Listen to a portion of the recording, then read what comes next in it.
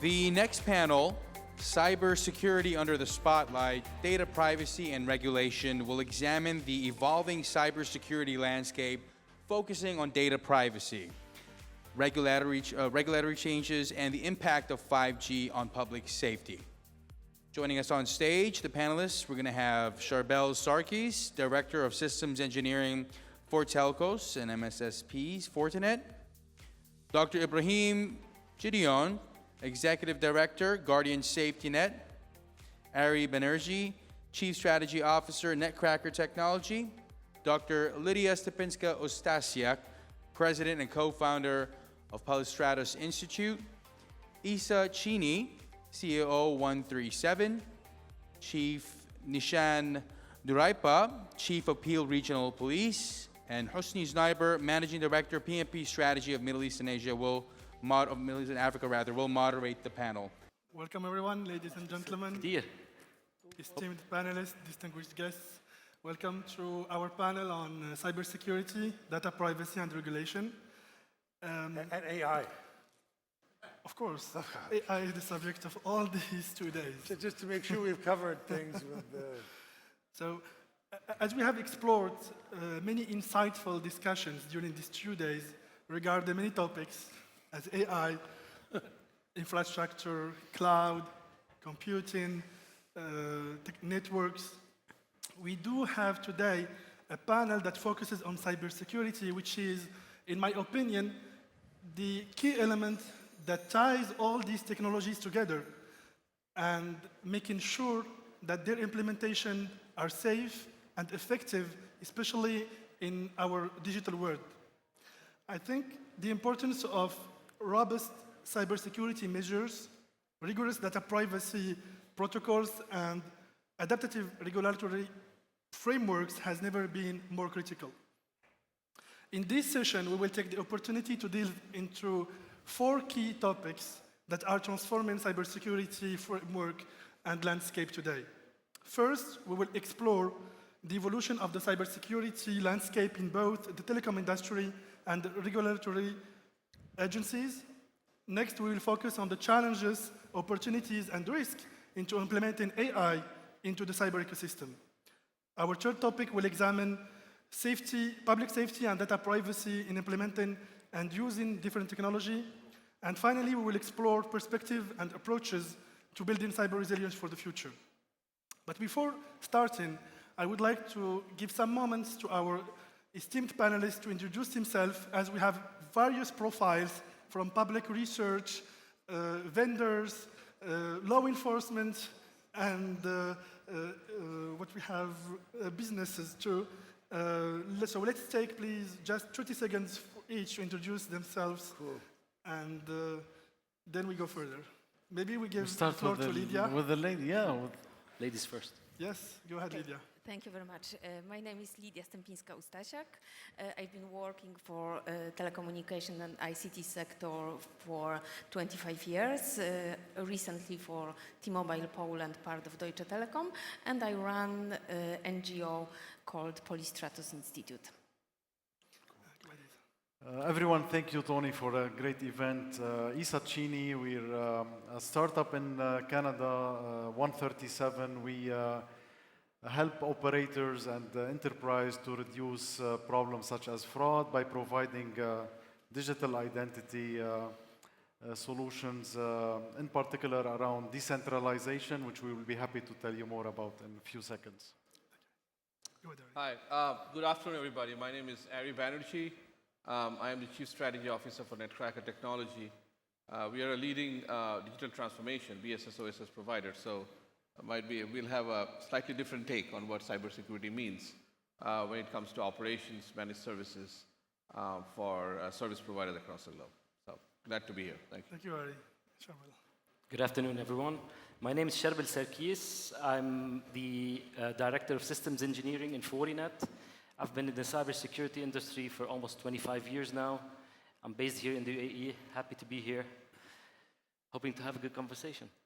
Thank you, Chief Nish. Thank you. Good afternoon, everyone. My name is Nish Duryappa. I'm Chief of Police for police service in Canada. I have with me my deputy chief, Anthony O'Doherty. We're the third largest police service in Canada, but we are ones to continue to press into technology and innovation as a platform to ensure that public safety is always number one. Thank you, Chief Nish. Well, and Brahim Getty, good afternoon. Working with Guardian Safety Net, which is a not-for-profit public broadband network for first response. And I have to say, the only reason we exist is because of people like Chief Nish and Deputy Chief Edwardi to consumerize first response and move it to the 21st, 22nd century. So thank you for the opportunity. Thank you, Ibrahim. Thank you all. So let's start with the first topic, which is the evolution of the cybersecurity landscape. And my first question goes to you, Lydia. Quickly, how have cybersecurity priorities changed in ICT and governments and the regulatory agencies? You did a lot of work in research about that.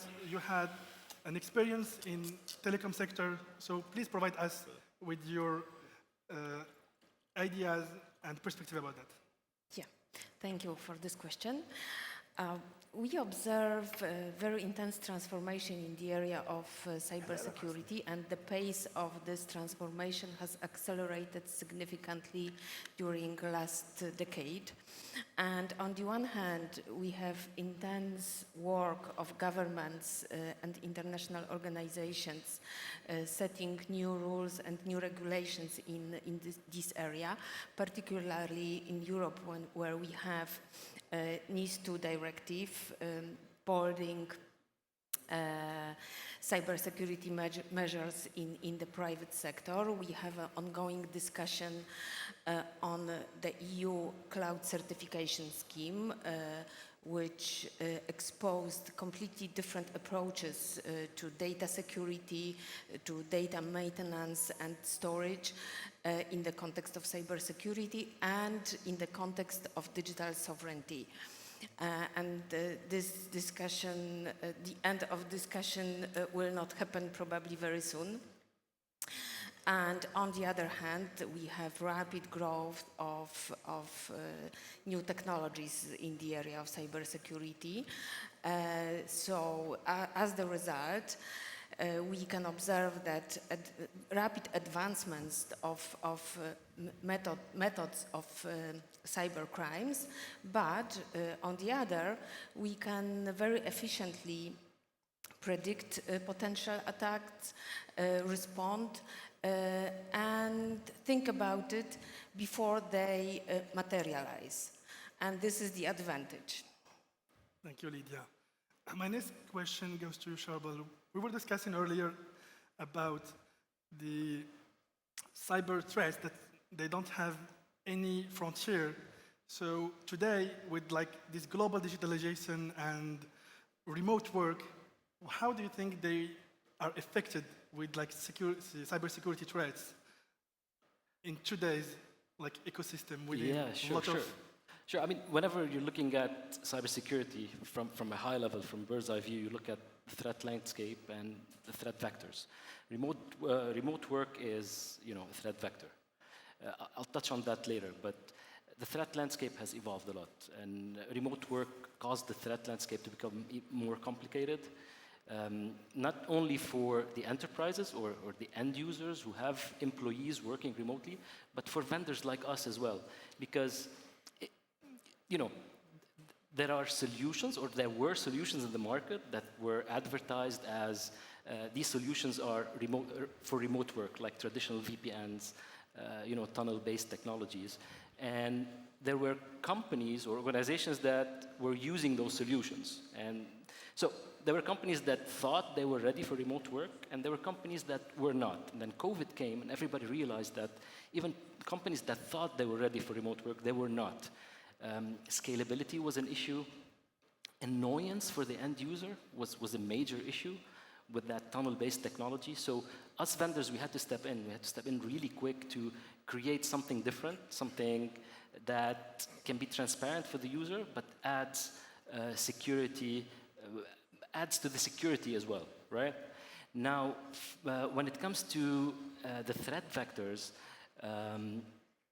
I would say the complexity of malware has increased dramatically. I know this is cliche, everybody's saying this, but we have some internal information that is crazy. It's mind-boggling. Maybe I've heard the word AI 1,000 times in the past 2 days, but I'm sorry, I'm going to talk about AI a little bit. Just like AI is being used for good, it's being used for bad. And we see polymorphic files that are being generated by AI, like malware, basically, that's being generated in the thousands, replicas of each other, and those are, unique on their own. So traditional technologies cannot really keep up with this. And if you ask me, is the technology ready to tackle something like this? I would say, a little bit, here and there, but we're working on it. So just like we develop AI to solve problems, we need to develop AI to secure the AI that is solving problems. And Okay. this is a frontier that needs to be crossed. Okay, so today, like, the challenge of the vendors is not only to provide telecom service providers for technology, cyber technology services, like B2B ones, but also for their clients too. It's like a new vertical of revenue, which is B2B2C, and provide services within like cyber services to their end user. Is it something that the vendors should focus on today? Well, I don't want to start marketing here, but this is our bread and butter. Like my exact role is director of telcos and MSSPs. MSSP stands for Managed Security Service Providers. And what we do with MSSPs, telcos are, the telcos usually have MSSP arms, and then you have the smaller MSSPs, but mainly the telcos. We work with them. We work on business plans. We work on, the go-to-market strategy. We work on the solutions that we see and they see are needed in the market. We equip them to sell these solutions to their end users, to their end customers. Right, interesting. Thank you, So Sherbel. this is, yeah. Switching to you, Isa, I have like specific questions regarding the executives that you meet while doing your job. I think you met a lot of CIOs, CISOs, CDOs, COOs. In your opinion, how have cybersecurity executive roles evolved in this new ecosystem? And what new responsibilities have emerged for these executives in response to these new capabilities? It's an interesting topic, Hosni. So the problems are intertwining, and we see the roles are also intertwining. So when we meet, actually, to us, the optimum profile is somebody who knows innovation a lot. I remember Ibrahim was a CTO and head of innovation. So this is for us the optimum profile of managing a business. But since the problems are intertwining, we see that a CISO should be also an innovator rather than just switching the servers at night and going back home. So this is 20 years ago where, you remember, Sherbel, people switched the servers, there is no attacks at night. And so the problems are evolving and the profiles we talk to are evolving. But to set the discussion, the CISOs are becoming more hunters of problems rather than just waiting for reaction. So that's on a general aspect of it. The CDO, somebody like Max, should look at the data, about the ethics around the data, about should I send the data to the workflows or should I send the workflows to the data, which is something that we would like to talk about later on, because data also in the LLMs is a big risk that we have to take care about. And the CTO is about, I would think, resilience, because we all gonna get attacked. We all gonna get hacked. There is no, we don't have to think about it. We all gonna get attacked one day, and even billions of dollars of investments in cybersecurity, but we still get attacks. Is how do we wake up and stand that platform again? So resilience is to me a very important problem for a CTO. And we can spend a lot of time around the responsibilities, but the intertwining of problems should help them also to set the expectations about the responsibilities. And it's like the parents' metaphor. So yeah, so I was telling Hosni that they asked us who's the best profile of a CISO. I always tell them it's mom and dad at home. This is where CISO starts. is like how we can protect our kids from, age verification problems, etc. Each one of us have to be their CISOs at home nowadays. Otherwise, we cannot manage the cyber threats that we will talk about. Thank you, Isa. Switching to you, Ari, I think we heard about Netcrackers since yesterday. You are a dominant global BSS and OSS vendor. My first question is, how does Netcracker contribute to cybersecurity today? And my second question is about the collaboration. We discussed yesterday the importance of collaboration between vendors as Netcrackers and operators. Are these collaborations are limited only on solutions, or they go further into like skill sharing, competences, training? Can you give us your feedback about that? Yeah, good question, Hosni. I'm going to break it up into two different. You have two different questions. So obviously, we are not a cybersecurity vendor like a Fortinet or others, right? But we have a very important role to play when it comes to the operators network. So I look at it in like three different angles, really. One is around the network, which is now more software centric, right? It's not with virtualization, with SDN-NFV, with all the things that we have seen in the last few years. The network is more about software than anything else. And as an operations vendor, an OSS vendor, managing the network becomes our problem, right? It's a multi-vendor, some software, some not so software-centric, some virtualized, some not so virtualized, right?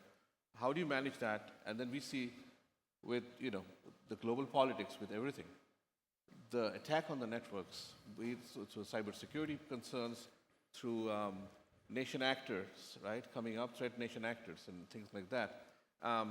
The challenges on the network is becoming, more and more, it is quadrupled, the kind of things, the attacks that's coming in. So as a OSS vendor, it's our responsibility to not just manage the network, but to manage it in a secured way. So that's one. Second, we are also a managed services provider for a lot of the telcos across the world. So either we are managing that on our data centers, or we're managing that on a public cloud environment or hyperscaler environment to make sure that the subscriber information, the network information, their financial information, et cetera, is secured, becomes our responsibility. So, today, if there's a managed services discussion, the first people we talk to are the lawyers. Yeah, what is my threat level? What does that mean? What is a liability, et cetera, et cetera. So it's for our sake and also for our customers' sake that we need to be able to make that and address that and do that. And so we are doing that in a big way. So make some major investments in that. Our data centers are superbly secured, and we use a lot of the tools that's available in the market. Recently, we became part of what we call the Homeland Security, which is CSCC in North America, which is basically a private public body funded by the White House to be able to manage the nation's homeland security. And Netcracker is one of the very few vendors who are part of it. Mostly it's operators. There are only 2 or 3 vendors who are part of this. And so we're taking it a big way because it's managed services. We have to manage the network and manage the data centers, et cetera, et cetera. The third, a lot of this data, whether we call it the network data or the subscriber data, resides in data farms or big data or data lakes and so on and so forth. That sometimes goes back into treating and creating Gen AI, AI-centric models. How do you secure that? How do you make it resilient and manage that? That also becomes part of how we address, from our angle, cybersecurity concerns. You have a second question around the working with... about like skills transfers, training that you provide. I think, or not. Yes, I think, when it comes to cybersecurity today, it's not so much about, it's moved beyond just the application level security and so on, a siloed way of doing it. It's about managing that on an end-to-end level. So that means it's beyond just our IT systems or management systems. It's other systems for the operators as well, right? So we have to work with them, other vendors, network equipment providers, other ecosystem partners, so which means that the APIs that goes from our systems and connects to them And data flows that goes across different systems, which sometimes crosses locations, geographies, etc., that needs to be secured as well. So working with other third parties as a partner becomes very, very critical. Hence, today, it's not about vendor and operator relationship. It's really about strategic partnership, and this is part of it. Thank you, Ari. Maybe, Lydia, we can hear about this. As we talked about remote work, today is employees training like mandatory to tackle cybersecurity challenges today in the companies? I have a small question for Ari. Yeah. If you're selling into a client that has lousy security, would you sell them? So I think there is a part. You know what I mean? Because yes. if something goes wrong with Netcracker, Yes. it's your fault. Yes. But if they have bad security posture, would you say you need Yes. to fix it or talk to Fortinet, or would you just take the check and then blame the? I don't think Netcracker does a gap analysis or security but they do have a security assessment, right? requirement. So we have a security framework which is very much part of our managed services, which does the security audit to the best of our ability, because that also goes into the legal aspects of it, right? Because on both sides are lawyers. Who's going to take the liability if something happens to your network? And if you guys already have in the security audit as part of the initial phase of the program, you know it's going to be a big problem for us, then we'll have to raise that, right? Because just for a few bucks, it's going to impact us and the customers in a much bigger way. This is an important subject. We were talking about it with Charbel a few minutes ago, like about the responsibility of the vendors while selling security solutions. But I think we converged about one important thing, which is that your client should be aware of the risk that he's taken about his technology that he has. His or hers. And his or hers, of course. And also, you provide him with all like the pinpoints that when you did the audit of each component of the value chain. I don't know if you want to comment this or... I think it's a consultative approach across the board, right? The security vendors, us, the data center vendors, the hyperscalers, to all of the ecosystem, because we want this to be successful for all of us, right? For the operators, for us, right? And if there are gaping holes in the security, etc., you need to do that. Also goes back to the fact, do you go and then train the customers? I think we all do. We all do, whether it's hyperscaler, whether it's you guys, everybody does that because you want them to be self-sufficient. Once they're self-sufficient, your system works, and they're using your systems, you're going to continue making money. It's a win-win on both sides. And if I can add something as well that Netcracker adds, or any orchestration system adds to the equation, is the reduction of human errors that increases the security posture, and the threat sharing, the intelligence sharing between components that really don't talk to each other. Like, a customer would have something from Fortinet, something from Microsoft, something hosted on a hyperscaler. How do you share security across all these systems? That is done using automation. Yeah. But the important thing is that when a problem occurs, you have to have the ability to identify where is the problem. So this is a responsibility of the client or all the actors composing the ecosystem. Well, from a vendor perspective, and I think Netcracker would give you the same Lydia's answer. still waiting for her question. Of course. We're finishing this topic and then going back to Lydia. I think half of the panel wants to debate, so we'll give them the opportunity. Let's go back to Lydia about your question about the importance of training the employees of the risk of cybersecurity. Yes, of course, in every cybersecurity system, the weakest part is obviously human factor, because people are the front line of cyber threats. And that's why it is critically important to equip every employee in necessary skills and knowledge of how to react and how, according to internal rules and procedures. Which is absolutely necessary is to provide compulsory training for every employee, every single employee, despite the department where he or she is starting his or her work. And what is also important is to organize simulation of phishing attacks, because people should train practically how it works, how to recognize potential threats and how to react, what to do, and what will happen next. And that's why trainings are critically important, but not only in the case of employees, because we are also responsible for our customers, and they also should have knowledge on basic things, basic potential threats they can face from telecommunication services we offer. And here, what is the most challenging part is to find a balance between providing necessary knowledge to our customers, but not really trust in telecommunication services, in digital services, and the digital world they are existing in. Thank you, Lydia. Let's focus now on our favorite topic, which is empowering cybersecurity operations with AI. And my question goes to you, Ibrahim. Like, given your experience as a former CTO of Thales and your role in driver technology innovation, how will AI transform threat detection in telecom networks in the coming years?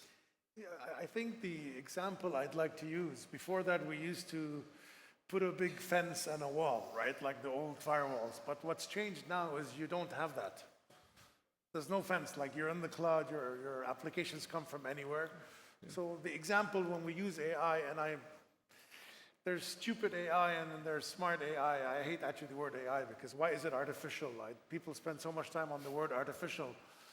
Do you care if it's artificial or real as long as it does the job?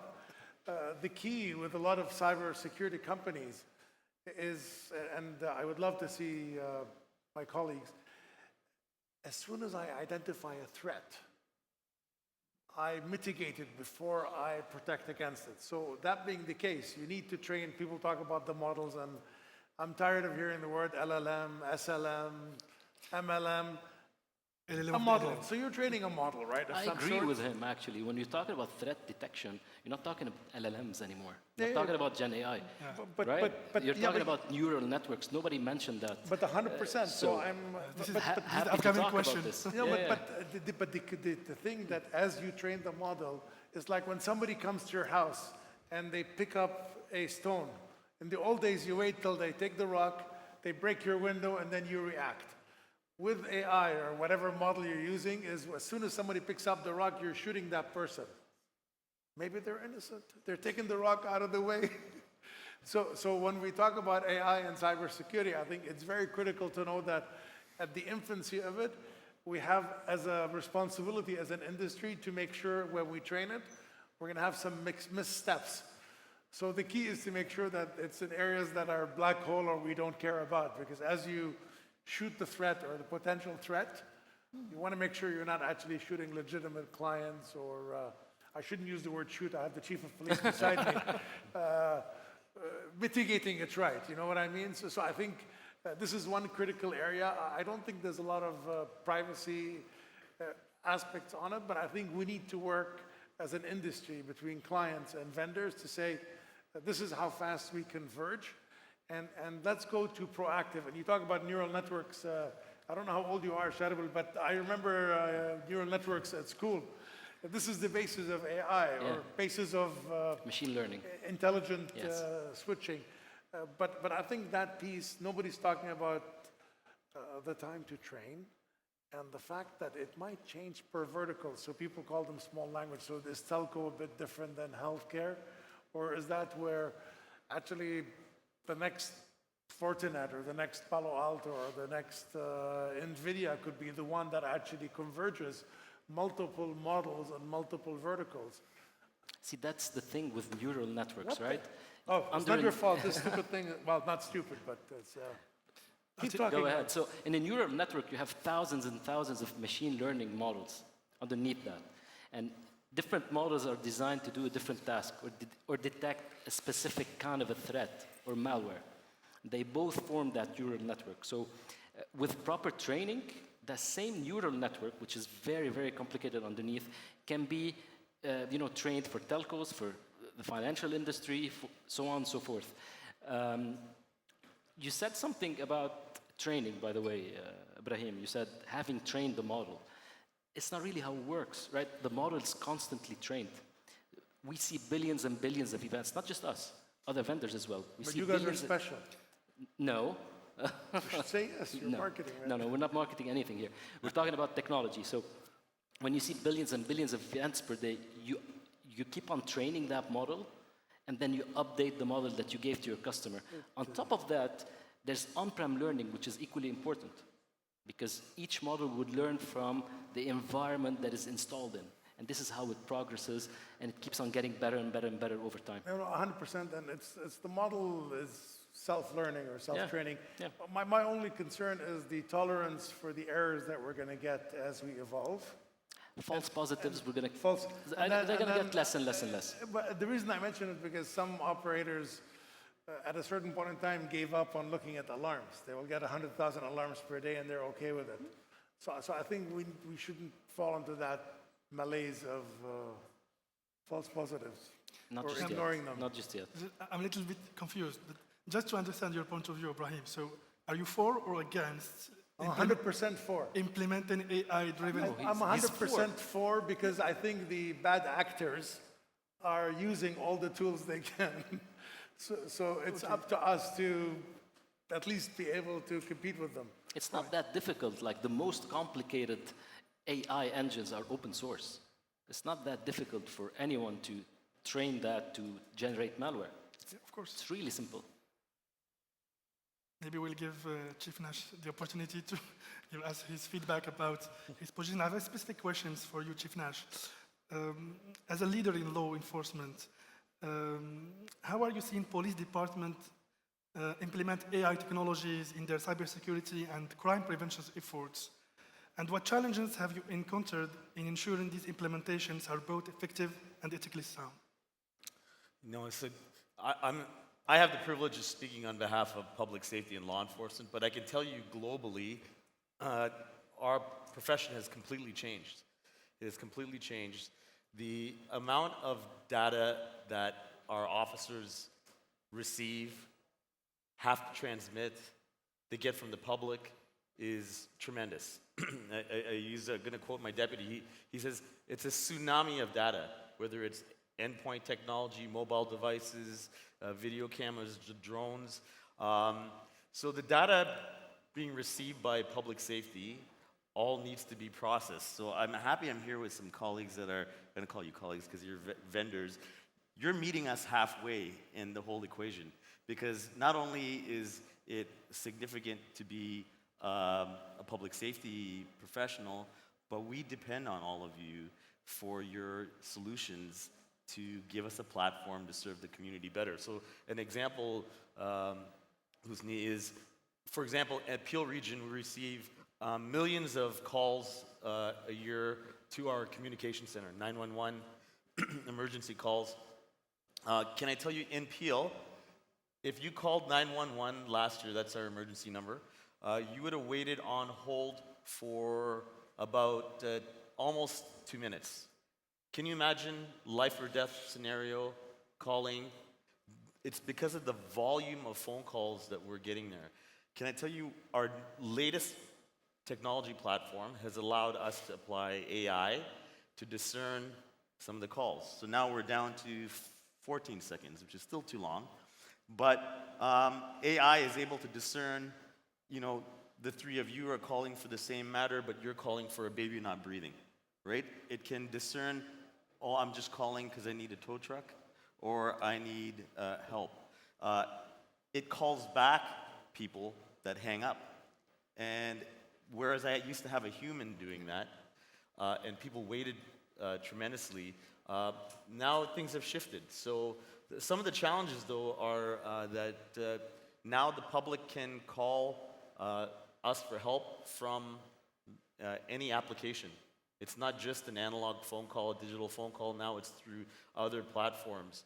So the challenge for public safety is how do I get that data out to first responders?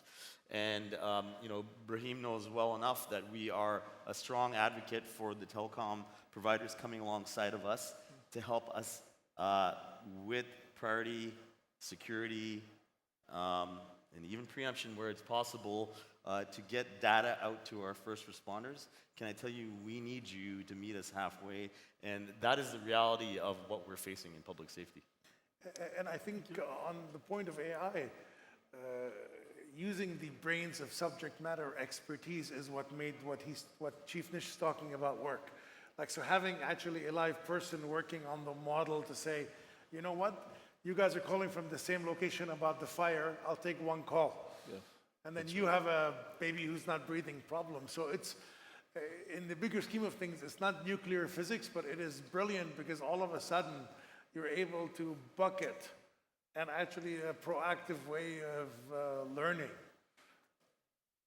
Thank you, Chief Nish. Thank you, Brian. Let me get back to AI-powered attacks. Maybe a question for you, Ari. How telecom operators should today manage attacks by using AI against AI-powered attacks?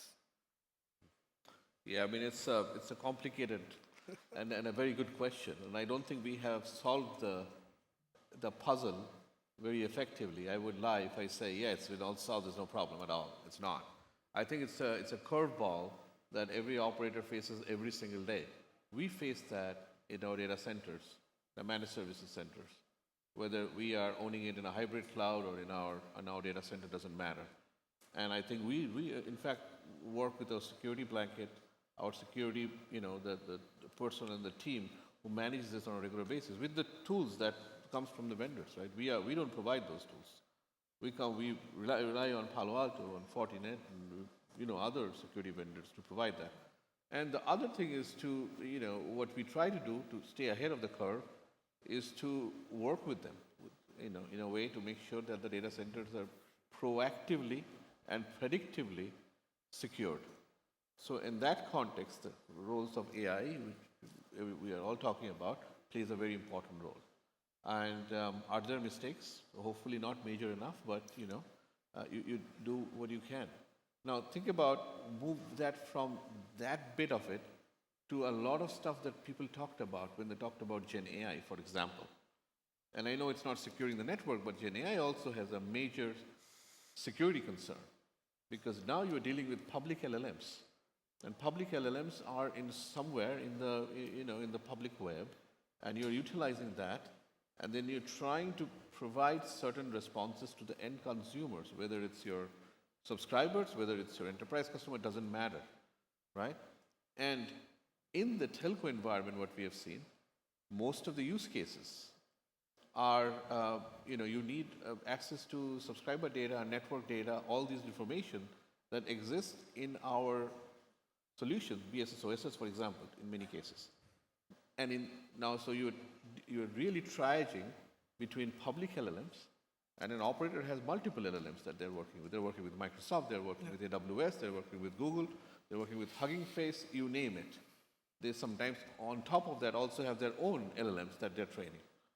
And now you're responding to the end user who is basically trying to figure out response to why his billing has been a problem and why he has got more charges than he had anticipated, and so on and so forth. So now you're tagging into account balance details, your network roaming data, all of these things, his discounting data, all these things that he already had, right? And then you're providing them a response using the LLMs and then sending that information. And after that, the responsibility is to make sure that this subscriber information, the detailed information that resides in those, BSS, OSS, network information, network tables, etc., do not get exposed to the public web or to the LLMs. So you have to use the information contextually to provide the response, and then you have to abstract that out so that the prompts go away, goes back, but you do not have the information with the prompt that goes up and all that. So there's another element of security or guardrails that becomes mandatory. Can there be mistakes? Absolutely there can be. Right? We are in the early phase of AI, Gen AI, where we are all learning. We can manage a lot of these things to an extent that we have learned over let's say we are in the business of this for the last 30 years, so we have learned a lot. What kind of calls come to the call centers? What kind of inquiries come to the call center? How can you, because we are there all the time. We can bring those expertise.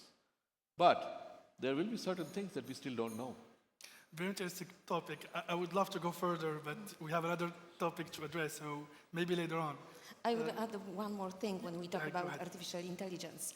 AI opened completely new era of social manipulation.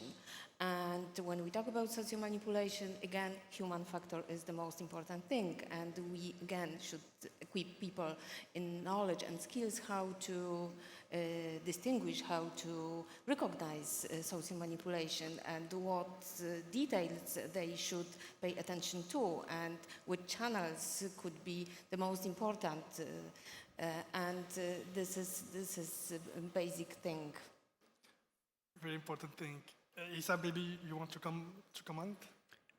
Unless you have a question, but please go ahead. Yeah, so let's go to the other topic. And the third topic is about public safety and data privacy. So my first question is to you, Chief Nish. As a law enforcement leader, how do you balance the need for data collection and surveillance to ensure public safety with the increasing concerns about data privacy and individual rights? So, you know, the quickest thing I can tell everybody in the room is that traditionally you look at law enforcement as us responding to threats, whether they be, you know, single acts of violence or global terrorism. But can I tell you, anywhere in this world, most public safety police agencies, they're spending their time on things like mental health and addictions, food insecurity, homelessness, youth-related issues. So the type of data that we collect aren't just X and Y data on where a location of crime is. It actually, what we're doing in Peel is collecting like health data. You know, what was the substantive reason that you were at Brahim's and Nish's house on Friday? Because of unemployment or addictions, mapping that data and using that data instead of on a Friday night, on a Tuesday morning to send a social service provider to do a door knock and say, Brahim, will you take the employment referral? Nish, will you take the addictions referral? So a reason I say that to you is because the data that we're utilizing, we're collecting in all of our systems is not just crime data. It is now, in fact, health, social service data. And so, yes, the importance of the protection of it, but also the utilization of it in an upstream way is extremely critical for us in policing, instead of being responsive. So that is the big challenge, and finding solutions and platforms that allow us to leverage that data is very, very critical. Otherwise, you know, policing, they say, is built on experiential wisdom, meaning the longer you've been in policing, the more you know. But right now, the availability of data has made it egalitarian. It allows people to contribute to decision-making in a way that has never been done before. So all of our solutions that we rely on your sector for are a real enabler for us to do public safety in a way that we've never done before. Thank you, Chief. Maybe Shahbal, a question about the public safety within the 5G deployment. We've seen that there are billions of IoT products that are connected. So what is the telecom operators' challenges into addressing security while deploying so many IoT products in these networks? Okay. I mean, time runs really fast when you're sitting here, by the way. I'm going to keep it short. IoT, we're going to, you know, securing IoT devices. OT devices are becoming more or less IoT devices. The OT world is getting connected. So I don't really differentiate between OT and IoT anymore. But just to keep it short, service providers, they have a responsibility to keep those IoT devices patched as much as they can, vulnerability-free as much as they can, which basically means that they're protecting whatever service is running on top of this IoT device, but at the same time, they need to protect themselves from these IoT devices because, you know, and we see this all the time, an unpatched, you know, batch of IoT devices, they get hacked and then they become a DDoS attack source. They start exfiltrating data, so on and so forth. So not only protecting the actual service running on the IoT device, but the service provider or the mobile operator needs to protect themselves from the IoT devices in case they get compromised. Thank you. Short and simple. Short answer. Thank you very much. Going back to you, Chief Nish, based on your experience in implementing the community safety and well-being framework, how can organizations in telecom sector better integrate cybersecurity measures with broader community safety initiatives? Yes, so, I feel like I'm talking to my colleagues here.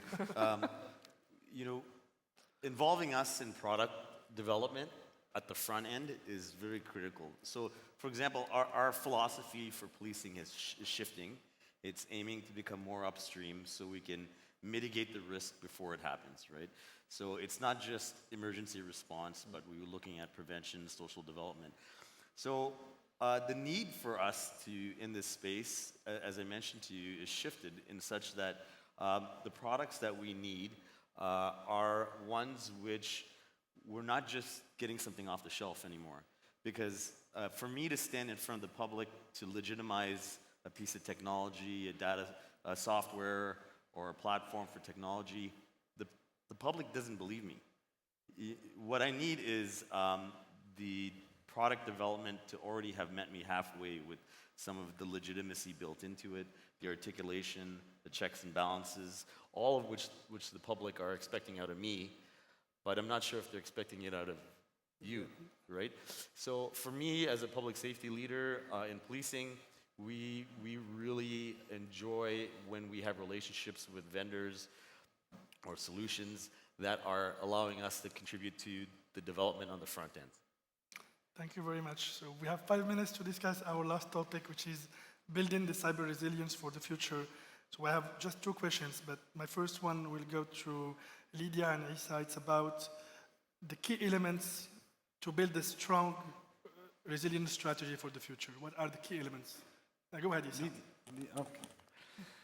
So we spoke a bit about AI-driven initiatives, and Ibrahim touched about we see a lot of nowadays security officers bringing to their board the return on investment, and this is encouraging because that will help us to.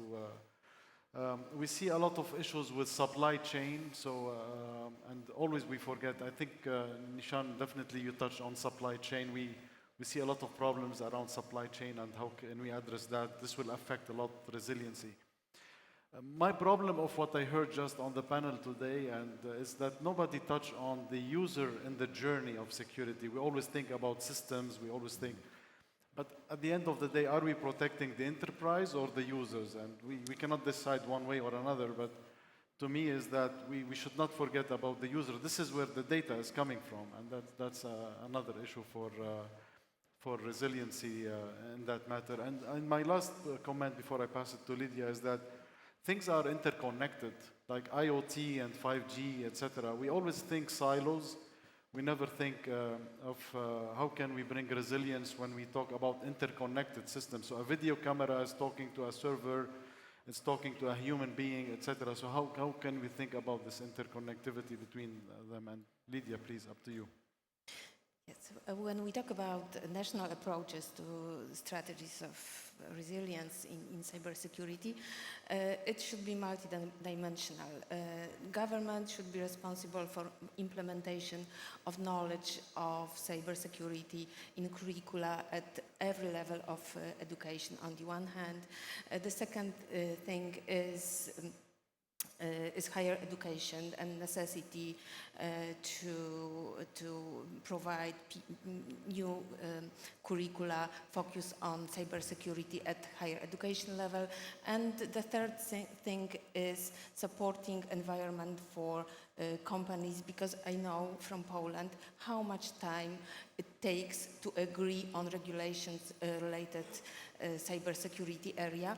And we have just one example from Poland I would like to share with you, is a knowledge platform created by Ministry of Digital Affairs, where companies competing between each other on a daily basis can share knowledge on cybersecurity solutions, and it is mutual learning between public administration employees who also need such knowledge and companies.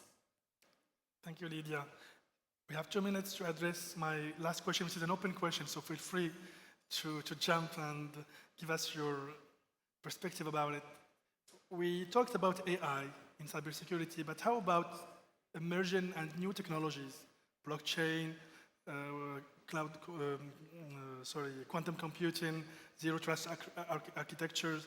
What are their places for the future into tackling this cyber ecosystem? Maybe Ibrahim? We need another hour. Yes. It's for next year. Let's start Topics. Let's start Well, with Brahim. I think just that, unless Sherby, you have something, but I think we need to go to basics. One, are we protecting the communication? Are we protecting the data? Are we protecting the devices? Because especially with what's happening around the world, we talk about the zero trust and root of trust architecture. So I think we need to incorporate a bunch of things. So when Lydia is bringing you a gift from Poland, you're able to sign the OS with something that you trust. So I think that whole emerging area of, am I protecting the communication channel? Am I protecting the device and the integrity, or am I actually protecting the actual data itself? So these all have to be incorporated. And then I don't know what Cheryl's take on this as the cyber person from Offender. I believe if somebody's going to hack, they will hack. So decide what your crown jewels are, and then protect those. And make sure you're ready to let something go away if you have to. Okay, thank you. Maybe Ari, if you would, or Trouble? Go ahead, please. Yeah, go ahead. Yeah, so I agree with what Brahim said. Don't agree. We're not trying to. We have 9 seconds. Let me zoom in a little bit on something that you mentioned, which is blockchain. Yes, you can put all the IPS and DLP solutions and endpoint and whatever you want, but at the end of the day, you're gonna get hacked at one point. Now, stupid hackers, excuse my French, stupid hackers exfiltrate data, smart hackers manipulate data. And I would say, looking into the future, into the near future, blockchain technology is going to be integrated with security to have something called data non-fungibility, which means it's a record that is set to stone and nobody can change it. I can expand on that, time's up. Time's up. So, thank you very much. A round of applause for our esteemed panelists. Thank you very much.